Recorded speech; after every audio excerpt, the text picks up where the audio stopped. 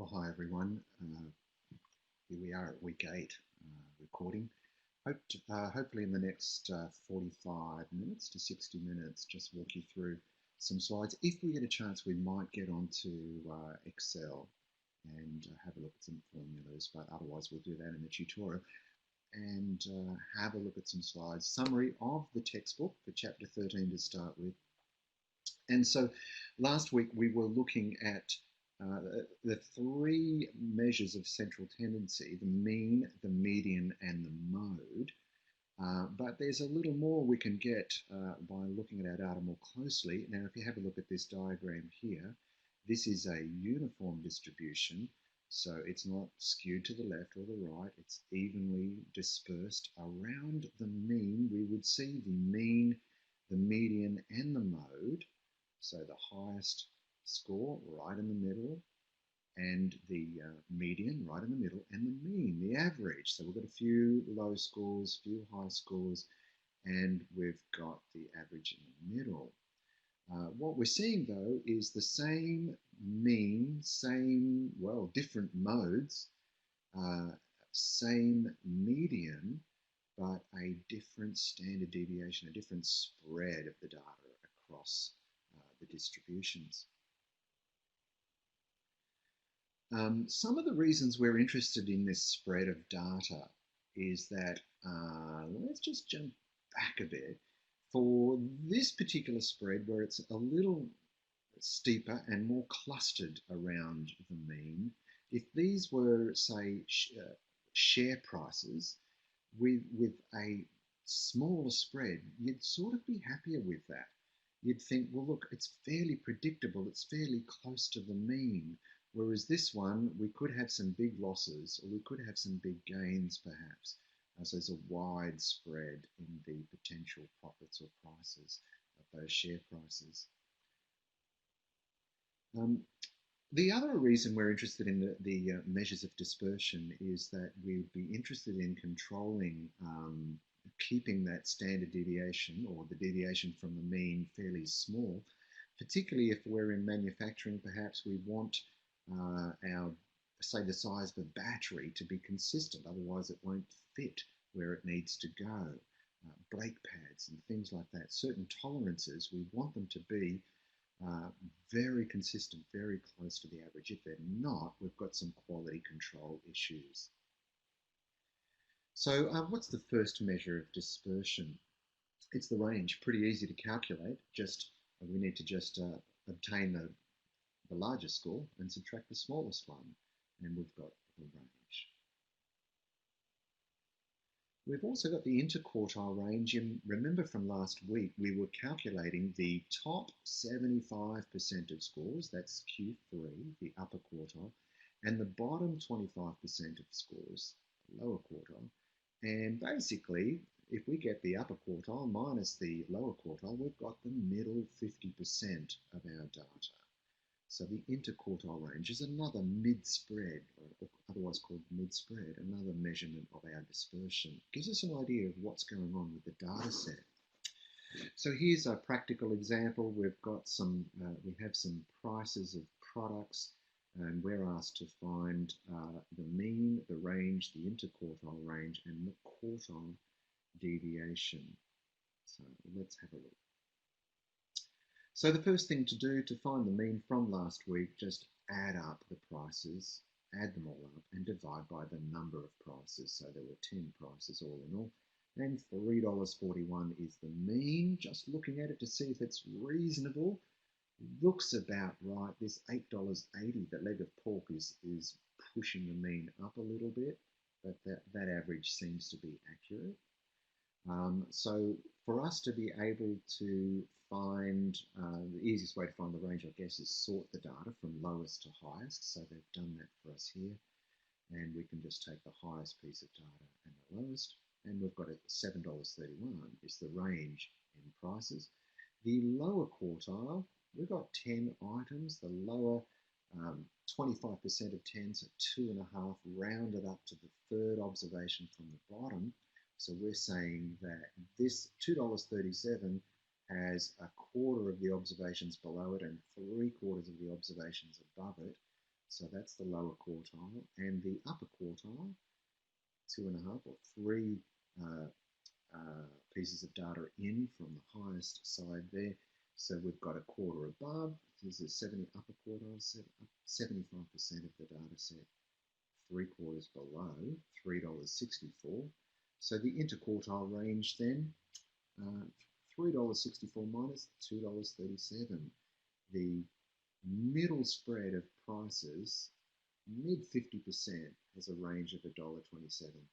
Handy because it's not allowing the leg of pork, which is an unusually large item on our list of products, to skew the data. We're seeing that there's a little, that $8.80 was bringing that range up to $7.31, but the middle, between the middle 50%, the range was only $1.27. So the quartile deviation, just grab the interquartile range and divide by 2, so 63.5 cents. Let's have a look at the mean deviation. The first thing to do is to calculate the mean, and let's see how that works. We'll go straight into the data. So we've got 2 batsmen here, Smith and Jones. Just looking at the raw data, even before we do any calculations, we can see that Smith is pretty consistent. His batting averages are fairly close together. Jonesy, on the other hand, he's scored 3, then 80, then down to 64, so there's a fairly big variation in scores. So let's add them up and find the mean deviation, and there's only one batting position left in your team. Who are you going to pick, Smith or Jones, and why? Let's have a look. So we'll solve that together. So we grab Smith's batting average, add all of his results, divide by 10. He's averaging 30.5, and Jonesy is doing the same, 30.5. So they've both got the same mean. So let's go for Smith. We're going to put his raw score in a table down here. And pretty much for each score then, let's work out how far it is away from the mean. So 32 minus the mean of 30.5 is 1.5 above the mean. 27 minus 30.5, it is 3.5 runs below the mean. We keep doing that for all of the scores. And pretty much, unfortunately, whenever all your deviations from the mean, if you add them up, will always equal 0.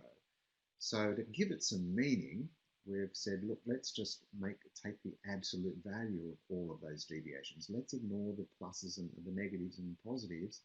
So we ignore with absolute value, we're ignoring the signs and just adding it all up. We get 47 as the total of the absolute value of the deviations of this Smithy score from the mean.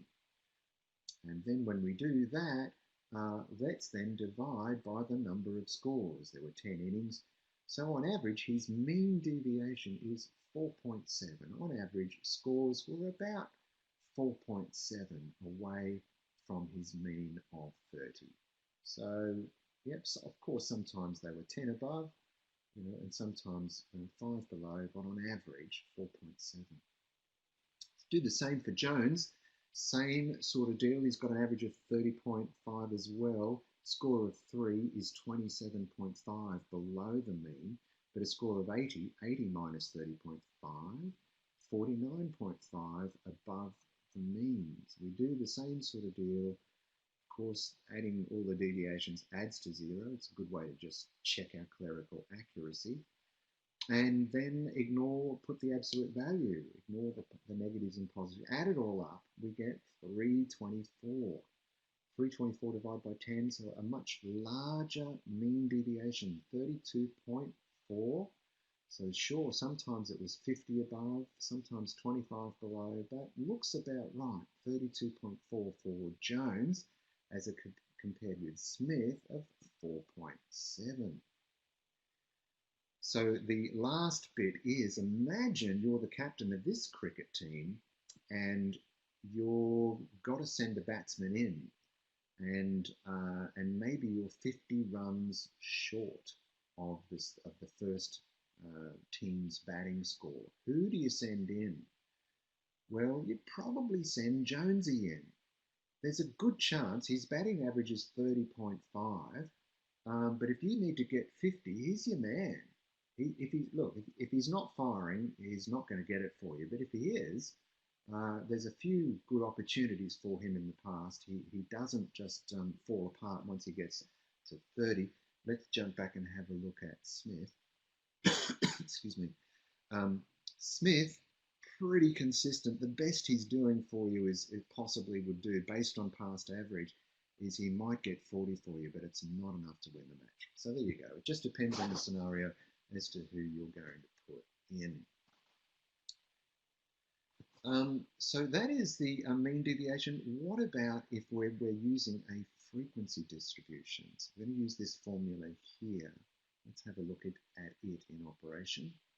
So here, similar to last week, we've got some data sets and the number of times that they occur. We put it in a frequency distribution table, and pretty much if the raw data, if this was all raw data, we would see 0, 0, 0, 0, 0, 0, 17 times. We'd see 1, 12, sorry, we'd see, 1, 12 times 1, 1, 1, 1, 1, 1. We've summarized it here into this frequency distribution table.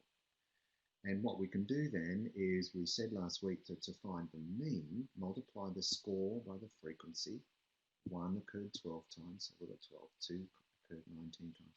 We can then add up the frequency times the score, 381, and divide by the total number of pieces of data, if you like, in our data set, 127.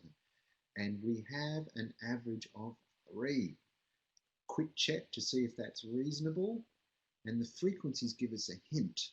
If all the frequencies were down this end and not much was happening up that end, we would expect an average closer to 6. But the frequencies are weighting the scores closer, so 3 looks about right. Seem to be gathered around here, so 3 looks accurate. Okay, so let's work out the mean deviation. So score of 0 is how far below 3. Mean of 3, it's 3 below. 1 is 2 below the mean. 2 is 1 below the mean. 3 is bang on the mean. 0 deviations from the mean. We keep doing that for the rest of our table, and then we multiply the frequencies by the deviations from the mean. 3 times 17 is 51. 2 times 12, 24. Do all of that, add it all up, and we get 188, and divide by, again, the number of pieces of data, 127. We've got a mean deviation of 1.48. The mean was 3, but on average, scores were about 1.48 away from it. Of course, sometimes they're 3 and sometimes they're 4 away, but on average, 1.48 deviations from the mean. Let's have a look at the standard deviation, another measure of the spread of your scores from the mean. Fairly common. It uses, what we're doing now is we're squaring the deviations from the mean. There's the score and there's the mean of the scores. Squaring it, adding it up, and for the population, whenever you see big M, that means the population, we are dividing by the size of the population, and then finding the square root. Compare that with the sample standard deviation, same formula at the top here, but this time little m, sample size -1. And so slightly different result. And therefore, if you are using the financial calculator to calculate your deviations, let's imagine we were going to try and imagine we'll get back to those batting scores for Smith and Jonesy. We want to enter both sets of scores. So what we would do is we would actually go second function alpha 0, 0 mode. Now because we're entering 2 pieces of data, if it was just 1, we'd go 1, and on the screen then it would say 0 for SD, single set of data, or 2 for line, meaning 2 sets of data, X value and the Y value. So if you wanted to, you could enter both Smith and Jones in the one hit, and so we could go mode 1, 1, in which case then we just would, imagine we're going to enter Smithy's scores, and we're going to, for Smith, we'll hit the XY. That'll be our X data. And for Jonesy, the second piece of data, our Y data, we'll press the enter key. So if Smith's first innings was a result of 32, we'd key 32, press XY. And then Jonesy scores 80, we'd key 80, and then press the enter key. We'd keep going. It would say data set 1 at that point, and we'd know exactly where we're up to. Enter the second score for Smith, say 24, press XY, then Jonesy 56, press enter. Keep watching the screen as it goes through all your data sets. When you get to all of the data, you could then scroll through, use these scroll buttons to check that you've entered the data correctly. And it'll say, you know, data set 1, X value, 23, frequency, you know, occurred once. Then it'll say data set 2, the second score for Jones, or the first score for Jonesy, you know, 84. So it'll say Y data. And it'll say frequency occurred once. So you just keep scrolling through. If for some reason you're scrolling through, you don't have to enter all the data again. If you scroll through and found a particular spot where there was an error, and it's saying data set 3 for Smith was 23, and you say, no, it was 24. All you need to do is key in 24, press the enter key, and it will immediately edit over the top of that. So you can be confident using these scrolling keys that all your data is in correctly. At that point, you could go recall 4, and it would find the mean of the first set of data you'd entered for Smith, 30.5. And you'd go recall 4, and you'd get the same result, 30.5, the mean for Jonesy's score. But the next thing you'd have to ask yourself in the question, we've got the standard deviation results here, and this little s here and this little s here means this is the sample standard deviation. So you'd go back to your question and say, is it a sample? If you're dealing with, the question will tell you if it's a sample. A good question will. If it says it's the population, you'll go recall 9 for the standard deviation of the second set of data that you'd entered. Otherwise, recall 6 for the first set of data, the standard deviation of X. The trick with this, the trick is, now I'm just going to check that the recording is still happening. Just bear with me for 1 sec.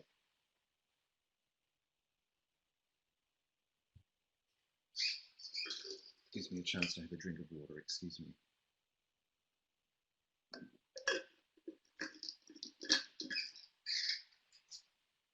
So one way that you can remember this is to think, well, look, the sample is always smaller than the population.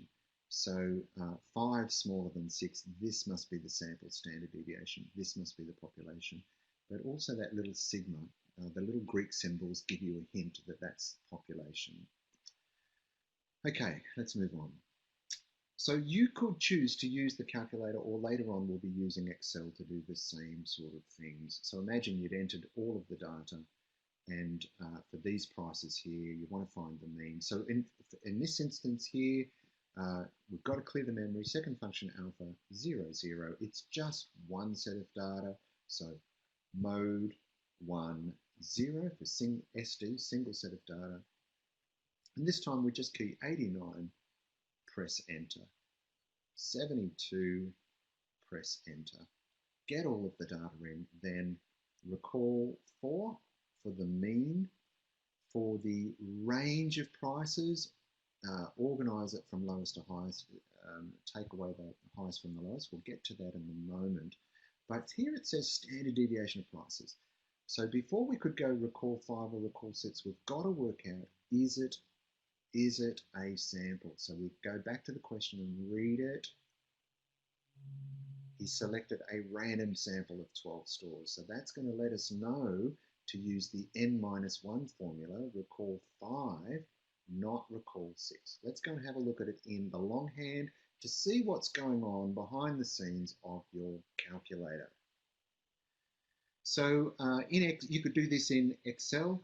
If you wanted to, we could just enter the data set in, and we would then calculate, add up the prices, divide by the number of prices. So It looks like the mean earlier on we'd calculated, maybe the previous page, we'd added up all the prices, came to 972 divided by 12. So the mean is 81 cents. It looks like we went looking for the highest price. Looks like it's 94 minus the lowest price of 72. So my range is 22 cents. Now we've got to find the mean deviation and the standard deviation. So 81 cents was the mean. So 89 is 8 above it. 72 is 9 below that mean of 81. We keep doing the rest. 77 is 4 below the mean. And we keep doing those calculations.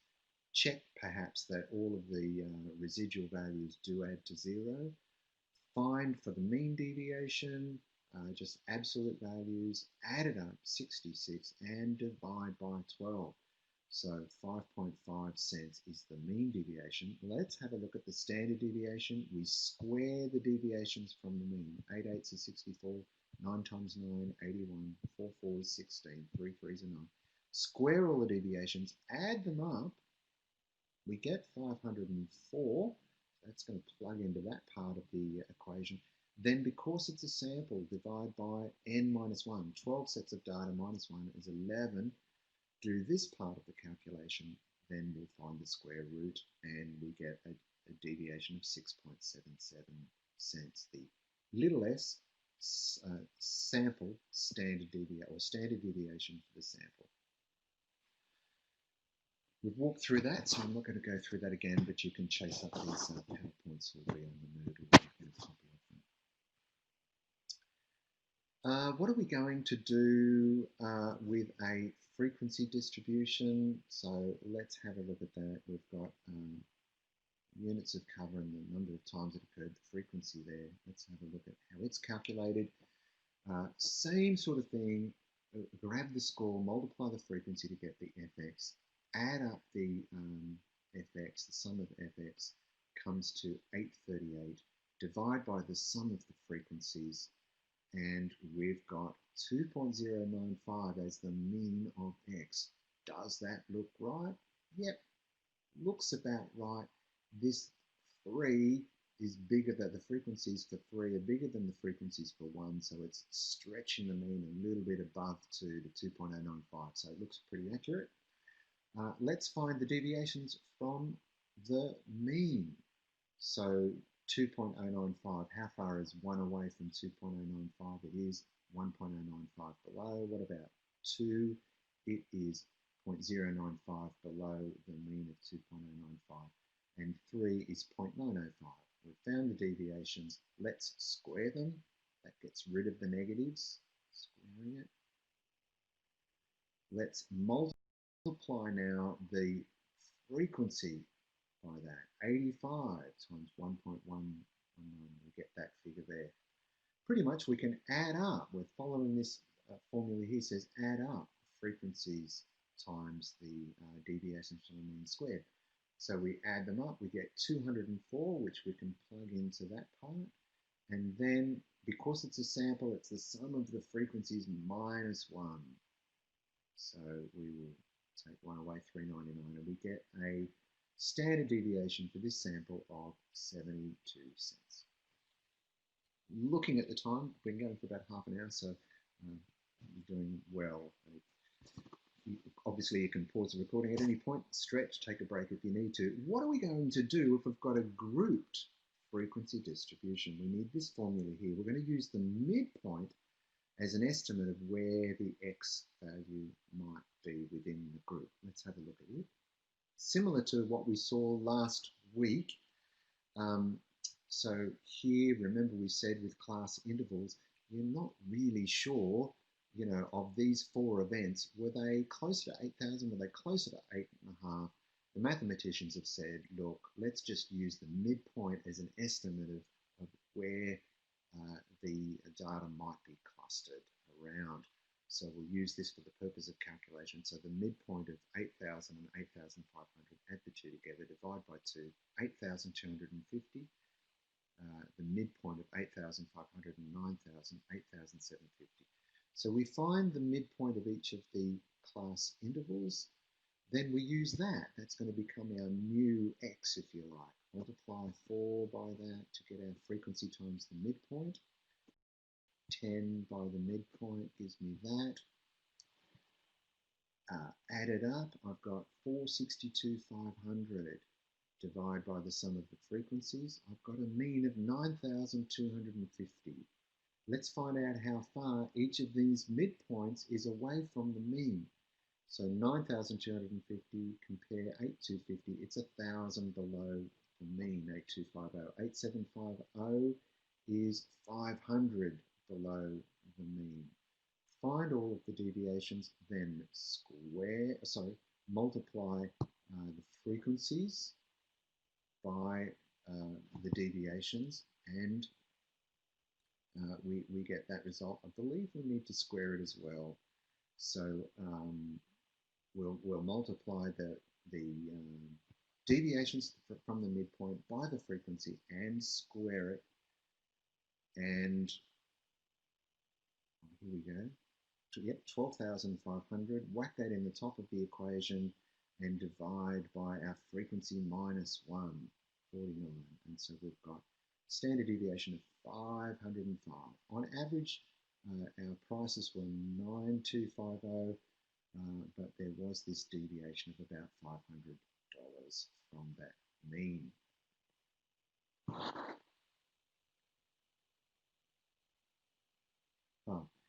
This question here says, look, we've got a car in very good condition, so it's always good to realise what the question was actually asking. It was all about car values, it seems. And they're saying, look, a car's in really good condition and it happens to be 2 standard deviations above the mean, so what would it be worth?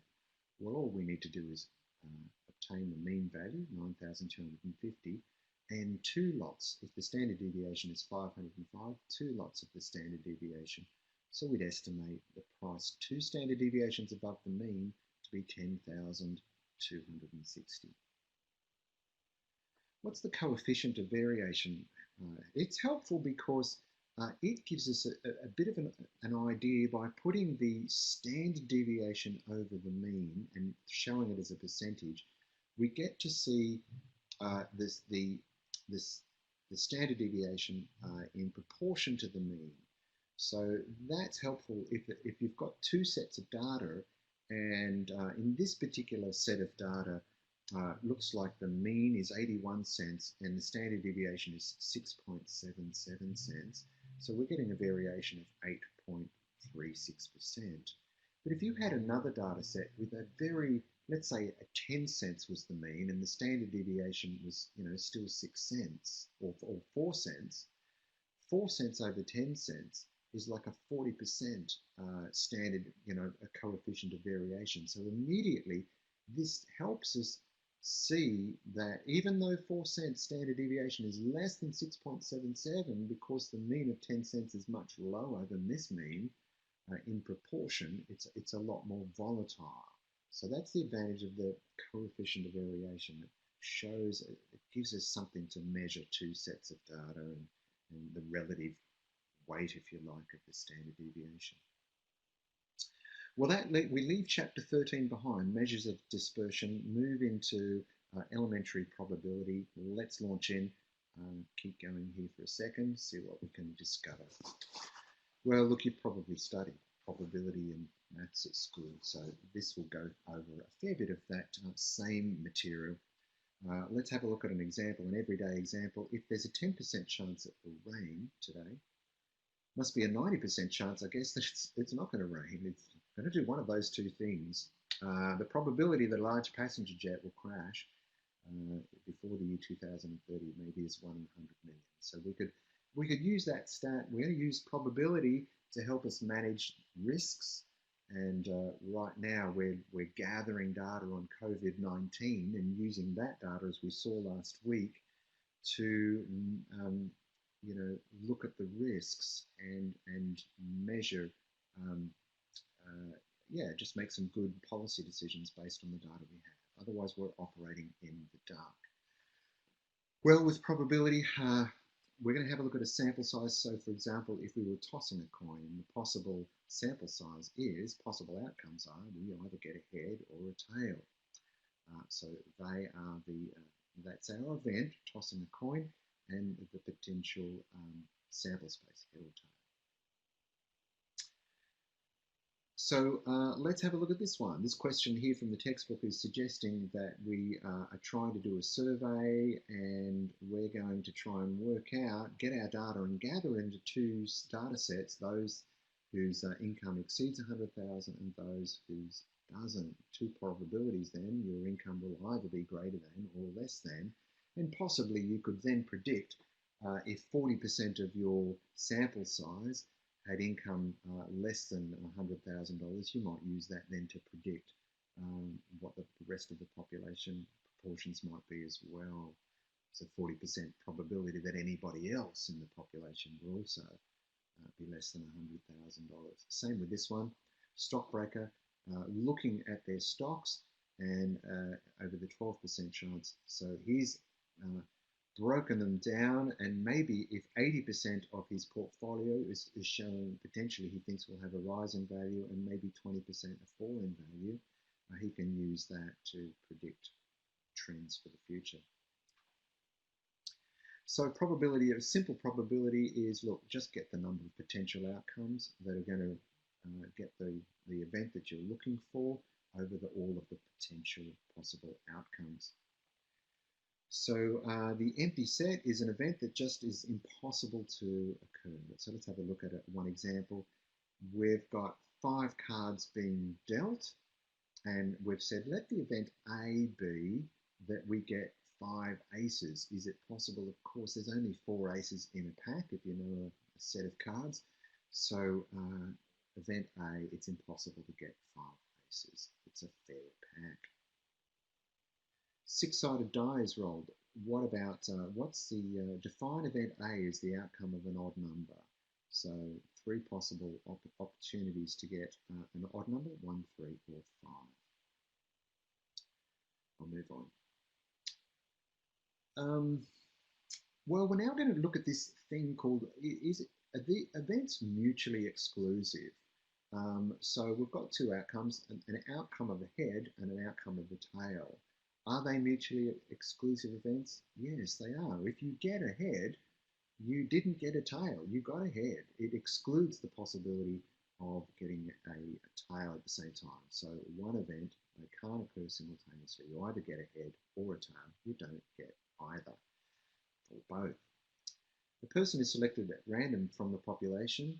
A person is, so event A, a person is a non-smoker. Event B, the person smokes at least 5 cigarettes a day. Are they mutually exclusive?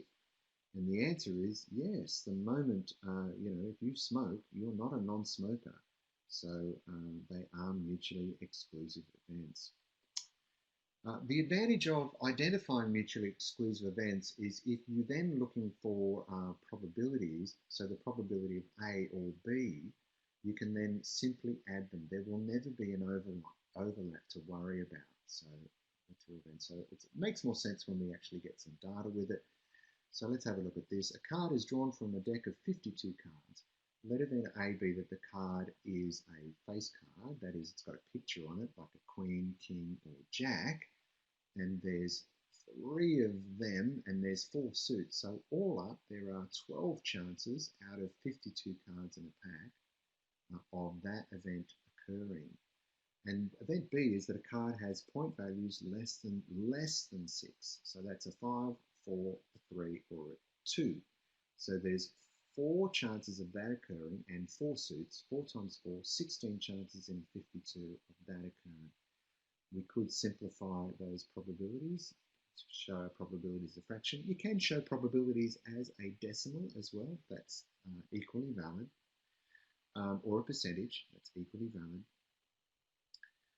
But the probability of this event occurring or this event occurring, we can add the 2 probabilities together and say, look, there's 7 chances in 13 of either of these events occurring.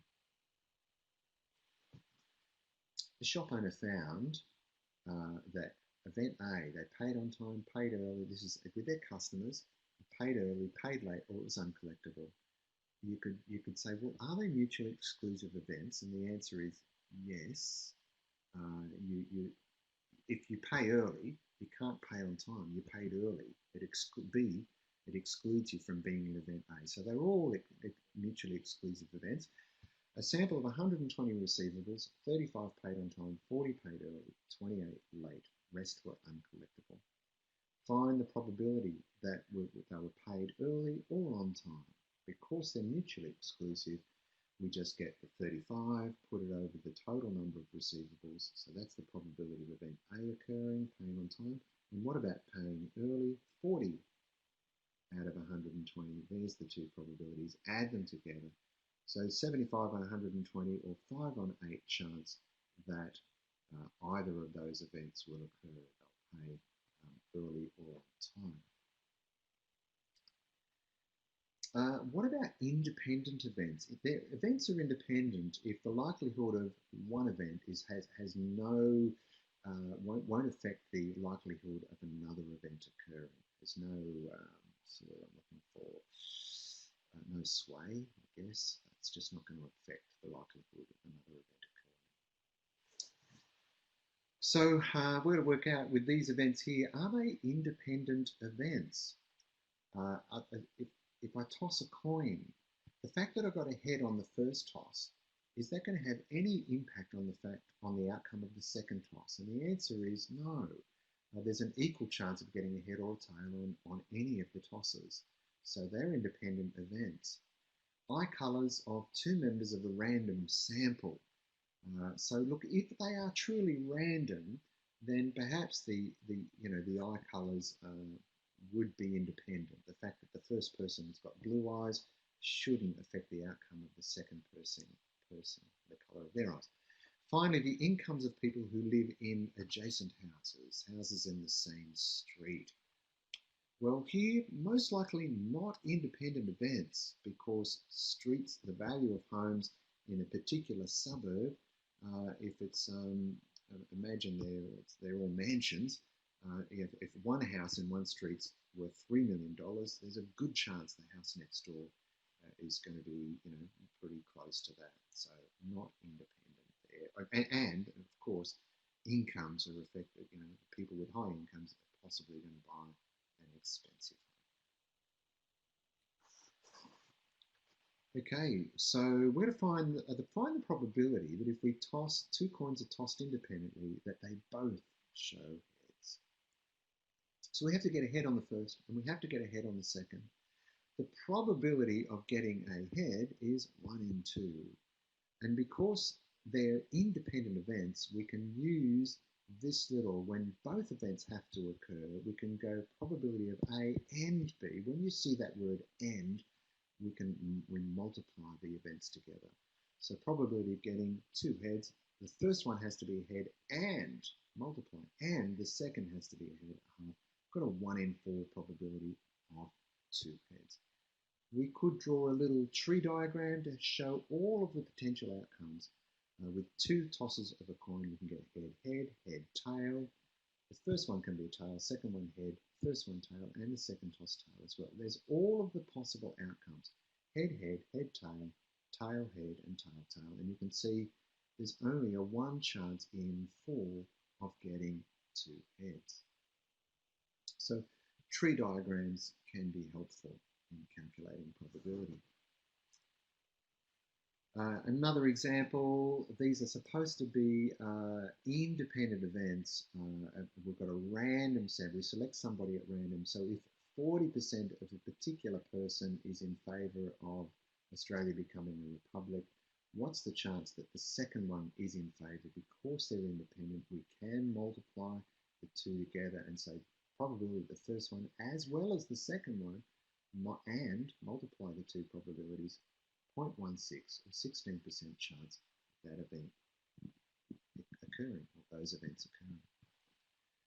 Complementary events, pretty much, if I said to you, we used an example earlier, the probability of it raining today, well, the probability of 1 minus the probability of it raining will give me the probability of it not raining.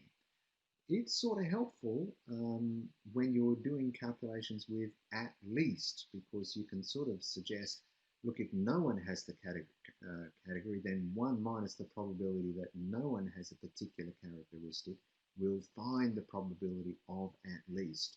So watch for that in questions. If you're asked to find the probability of at least, then find the probability that none of them will occur. It might be an easy way to solve the question. You can go 1 minus the probability that none of them have the characteristic. So we said before, probability that it rains is 20%, probability that it won't rain is 80%, and both probabilities, if they're complements, when they add together, they will equal 1. There's a 100% chance that it will either rain 20% or not rain 80%. 100% chance that either of those events will occur today or on any day. So going back to that previous formula you saw a moment ago, we toss a coin 6 times. And we've got to find the probability of at least 1 head. Find the probability of obtaining at least 1 head. So using the formula that we saw before, let's firstly find the probability of no heads. Well, what's the probability of no heads? That is that we get a tail. So the probability that the first coin is a tail is a half. And the second one has to be a tail as well, so multiply by a half. And the third one, multiply by a half. And the fourth, and the fifth, and the sixth. So all of those, for those to get 6 tails in a row, no heads, is a half times a half times a half times a half, which is 1 on 64. Therefore, at least 1 head will be 1 minus the probability of no heads. Because again, there's all of the different combinations, 1 head, 2 heads, 3 heads, 4 heads, 5 heads, 6 heads, all those different probabilities. Say if you're having to do all of the calculations, you can calculate no heads and go 1 minus the probability of no heads, and you've made it a bit easier for yourself to find that it's 63 chances in 64 of that happening. What about the probability that one event will occur given that another event has occurred? This is conditional probability, and it's written like this. Whenever you see this notation, the probability of A occurring, when you see a straight stroke down like that, it means given that B has already occurred. So if that's the case, we get this sort of formula. So that will work for us. If you wanted to find the probability of A and B over the probability of B, that will find you this conditional probability. Let's go and have a look at how it works. So there's a few examples in your tutorial where it's an easy thing to do in Excel to draw up a little probability table to help you solve questions. And here we've got 2 sets of data broken into 2 categories, male or female, or under 30 or over 30. So we've categorized our data. We've got 50 pieces of data all up, 28 under 30, 22, 30 or over. So the whole thing needs to cross add. 30 females, 20 females. So that's the rule of our table, is that it should all add up.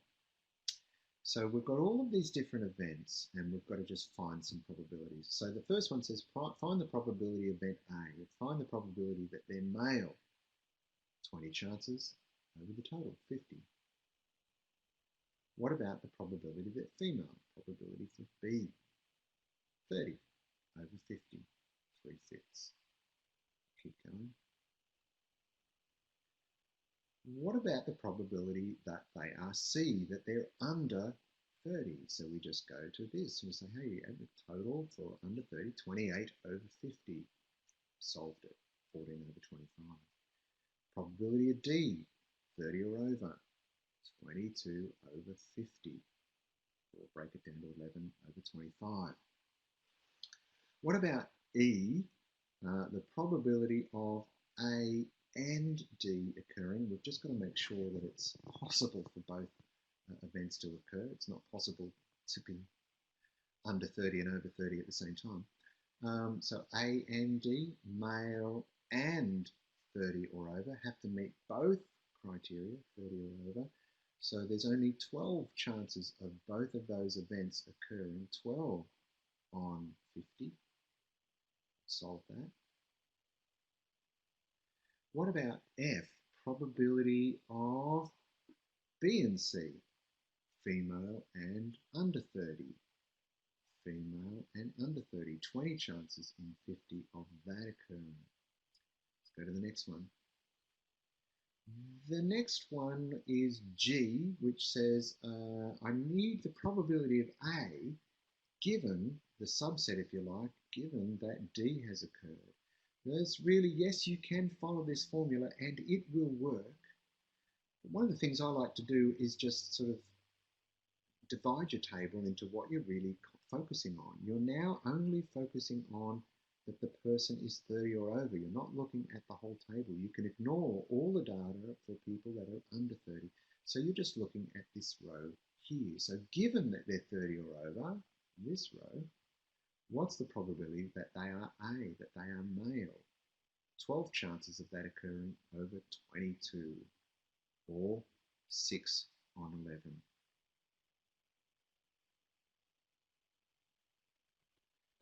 Finally, we'll do this one, H, what's the probability that they are C, that they're under 30, given that they are B, that they're female? So now we can ignore the males in the data set, we're just focusing on the females, and we can just go, hey, what's the probability of C occurring, that they're under 30, 20 over 30, 2/3 is our answer. And I think the last one, I. Probability of A or C, that they're male or under 30. Now here, they're not independent events. We've got to make sure that we don't, watch for the overlap, make sure we don't double count. So chances that they are male is 20 chances in 50, plus the chances that they are C, under 30. Under 30 is 28 on 50. But of course, we don't want, we've double counted of that 28, 8 of them are here, we've already counted them as part of that 20. So we're going to take off the 8 people that are in both, the overlap, and we'll get the correct result of 40 over 50, which is essentially that one, and that one added together, those three pieces of data. Okay, so that's just telling us a little more about what we've just seen before. Venn diagrams, sort of helpful for sort of picturing sample sets and displays. Whenever you see this sort of event, what's the union of a Venn diagram? Think of it as OR. It's the union, it's both, it's in A and B. So I do apologise. Just make sure I get this right. Yeah, the union of the set is, it could be in A or B. The intersection of the two sets is it has to be in both A and B. It's the intersection. So the language that we're looking for, the formula we'd use is AND. So OR for the union and for the intersection. So here again is some Venn diagrams, the probability of event A and the complement of A. They haven't shown the notation, it's normally just A with a little dash just above it, like an apostrophe there. Everything outside of A. Here's the union of two events, A or B, probability of being in A or B, being in both. But if the probability of being 6 foot and having, if this was blue eyes, but the probability of being in both, you basically had to have both characteristics to be in here. And outside here is all the people that are 6 foot but don't have blue eyes, etc. So that's the way we would demonstrate or display those two events. And finally, this is the last slide for today, the intersection of 3 events. I'm going to wonder whether that's the sweet spot when we've found where all 3 events. I just thought I'd finish on this note. that for an event to have meaning, it has to, or you think of a song or a movie or a book, for it to really grab your attention, it has to do one of three things. It has to tell a story, has to take you on a journey, and has to have light and shade. And when you do all three, you've hit the sweet spot. So maybe, you never know, maybe I did that today for you. Hope so. Well, there's a bit of light and shade on the page. We've got some light and grey, grey and white. Okay, I'm going to stop talking there. I hope that's helpful. I will see you in class where we'll work through some questions in Excel on this.